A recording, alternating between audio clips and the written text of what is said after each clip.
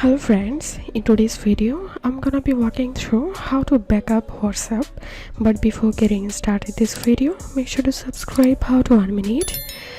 So open your WhatsApp and tap on this more icon and click on settings and select chats and scroll down and click on chat backups, and you can tap on this backup to create a backup messages, or you can set up Google Drive backup by clicking on backup to Google Drive. So click on that, select a backup frequency other than never. You can select daily, weekly, monthly. So I'm selecting here weekly.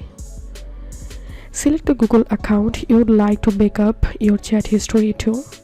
If you don't have a Google account connected, tap add account to enter or add a new account here and click on allow.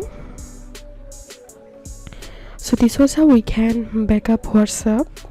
If you think to see more WhatsApp videos, please check the links in descriptions. If this video helped you, give a thumbs up and please consider subscribe to How to Earn Minute. Thank you for watching.